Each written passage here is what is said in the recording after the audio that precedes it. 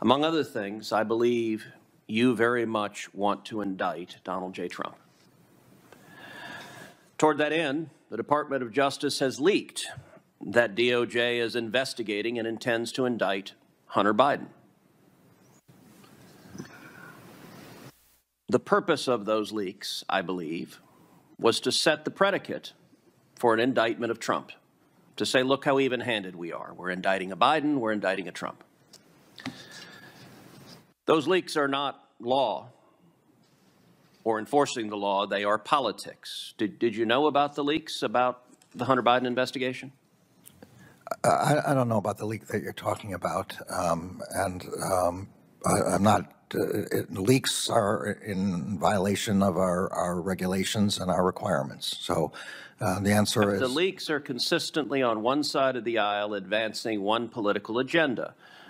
As you know, the FBI raided Donald Trump's Mar-a-Lago home.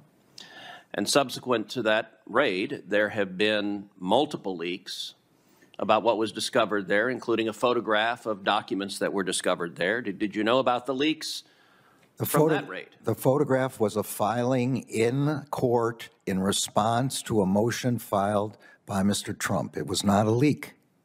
So you're testifying there haven't been leaks about the Trump raid investigation? I'm responding to the point about the... Do you know about the leaks that have occurred concerning Trump? I've read the leaks. They are inappropriate. We also don't know where they come from.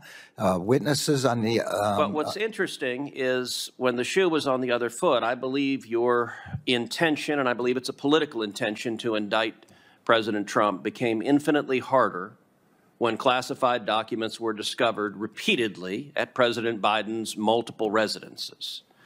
According to the public record, those were first discovered on November 2nd, 6 days before the prior election. Department of Justice was notified on November 4th, and yet miraculously there was no leak about the classified documents at President Biden's home when it politically benefited the effort to go after and charge Donald Trump. DOJ leaked. When it potentially harmed the Democrat president, DOJ did not leak. Does that strike you as at all a double standard? Leaks under all circumstances are inappropriate, and they were not directed by anyone in the Justice Department. Let me say in particular on Hunter Biden, I very much hope that an investigation of Hunter Biden is focused not just on his own personal substance abuse issues, but on connections to his father and potential corruption. That is the matter of public concern and why people are concerned. And it was striking that the leak that came out from DOJ suggested this is just going after some poor person struggling with drugs instead of looking at the very real evidence of corruption. Will you commit that the investigation will actually examine the public corruption aspect and not simply scapegoat Hunter Biden as an individual? I can't comment about the investigation other than to say that all the matters involving Mr. Hunter Biden are in the purview of the U.S. Attorney in Delaware. It's not restricted in his investigation in any way. Well, you don't comment here, but then you leak at the same time. Senator Hawley. General Garland, I'm sure you will agree with me that the independence of the federal judiciary is one of the crown jewels of our form of government. And historically, federal judges have had a hard time defending themselves against attacks of various kinds. And I just want to raise with you my concerns that we're seeing not only attacks like those from former staffers of this committee who happen to now be on the outside, and special interest groups, saying that now when reporters cover the story of cases being decided by a judge, they ought to cite the partisan affiliation of that judge. And saying it's important to say, for example, it's not just Chief Justice Roberts, or say that he's a Republican, not a conservative-leaning justice. This is happening in the press. It's happening on social media. As you've already discussed with some of my colleagues, this has led to political protests at the justices' homes and even a threatened assassination of a member of the Supreme Court of the United States. But unfortunately, it's not just limited to the outside partisan rabble-rousers. It includes speeches made by United States senators on the floor of the Senate. Mr. Chairman, I'd ask unanimous consent that a copy of this speech dated February 16th be made a part of the record. Without objection. This is a speech by a United States senator trying to discredit a judge, happens to be in Texas, Matthew Kaczmarek, that Senator Cruz and I recommended and who was appointed and now serves with lifetime tenure as a federal judge, calling him a lifelong right-wing activist, a partisan ideologue, an anti-abortion zealot.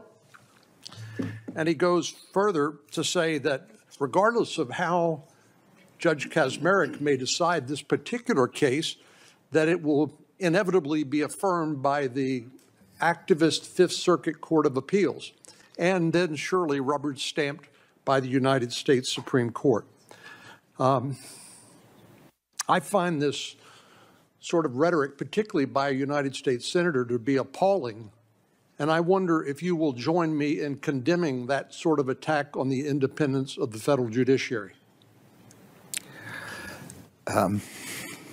When I first got on the judiciary, I and several of my colleagues pounded our heads against the wall trying to get the reporters to stop, and this is more than 25 years ago, to stop reporting the name of the president who appointed us and or the party.